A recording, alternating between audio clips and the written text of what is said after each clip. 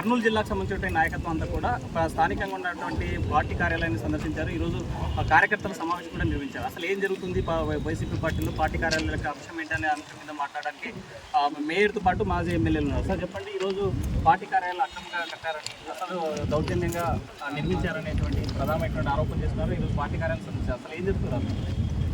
Party కార్యాలయాలు అక్రమంగా government దగ్గర నుంచి పార్టీ ఆఫీస్ కోసం లీజుకు తీసుకోవడం జరిగింది. ఈ సంస్కృతి ఇప్పటి నుంచి కాదు, స్వాతంత్రం వచ్చేప్పటి నుంచి ఉండేది.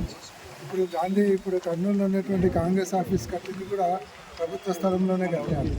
హైదరాబాద్లో ఉండేటువంటి తెలుగుదేశం పార్టీ ఆఫీసు ప్రభుత్వ స్థలమే, బీఆర్ ఆఫీసు ప్రభుత్వ స్థలమే, హైదరాబాద్లో ఉన్నటువంటి గాంధీ భవన్ కూడా ప్రభుత్వ స్థలంలోనే కట్టారు. అవన్నీ కూడా లీజుకు తీసుకొని కట్టినారు. అవి కొన్ని లీజుకు తీసుకుంటారు, కొన్ని అలాట్మెంట్ తీసుకుంటారు డబ్బులు కట్టకుండా. కానీ ఇంకా మాకు నిజాయితీ ఉంది కాబట్టి మా పార్టీకి అలాట్మెంట్ తీసుకోకుండా లీజు పద్ధతిలో 35 సంవత్సరాలకు లీజు తీసుకొని ఈ పార్టీ ఆఫీస్ కట్టడం జరిగింది. పార్టీ ఆఫీస్ బాగా కట్టుకున్నామంటే మా టేస్ట్ ప్రకారము మా డబ్బులతో మా పార్టీ ఫండ్స్తో కట్టుకున్నాం తప్ప గవర్నమెంట్ ఫండ్ కాదు ఇది.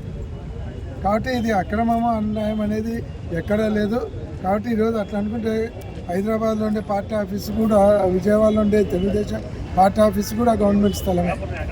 అంటే వేల కోట్ల రూపాయలు దోచేశారు, దోపిడీ జరిగింది, సంక్షేమం పేరుతో నిధులు కాజేశారని పెద్ద ఎత్తున ఆరోపణ చేస్తున్నారు. ఆ నిధులతో నిర్మాణాలు చేస్తున్నారని. సంక్షేమ కార్యక్రమాలలో కాజేయడానికి ట్రాన్స్పరెంట్గా ఇండియాలో ఏ రాష్ట్రంలో జరిగినటువంటి ట్రాన్స్పరెన్సీ ఆంధ్ర రాష్ట్రంలో జరిగింది. డైరెక్ట్గా మధ్యలో ఎటువంటి నాయకుల ప్రమేయం లేకుండా, దళారుల ప్రమేయం లేకుండా డైరెక్ట్గా బెనిఫిషియరీ అకౌంట్కు చేరేటువంటి ప్రక్రియ స్టార్ట్ కావడం అనేది ఇండియాలో ఫస్ట్ టైం ఆంధ్రప్రదేశ్లో స్టార్ట్ అయింది. అక్కడ అన్యాయం జరగడానికి, అక్రమాలు జరగడానికి ఎక్కడ అవకాశం? అంటే పోయి పింఛన్ తీసుకునేటోళ్ళ దగ్గర పోయి 500 ఎన్నిక అడుగుతారా?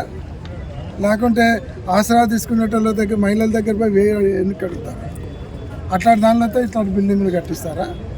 ఇది మా పార్టీకి వచ్చినటువంటి ఫండ్స్తో, పార్టీ మీద అభిమానంతో బయట నుంచి వచ్చినటువంటి ఫండ్స్తో కట్టించుకున్నారు ఇది. అంతేగాని దీంట్లో వెల్ఫేర్ ప్రోగ్రాంలో అవినీతి జరగడానికి ఆస్కారమే లేదు.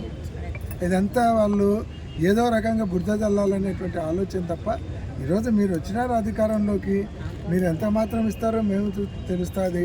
ప్రజలు మీరు ఇచ్చినటువంటి హామీలు నమ్మి ఓట్లు ఇచ్చినారు. ఆ హామీలు నిలబెట్టుకోండి. ముందు మా పార్టీ ఆఫీసులతో మీకేమి, మీ పార్టీ గొడవ, హామీలు నిలబెట్టుకునే కార్యక్రమాలు తీసుకుంటే మంచిది.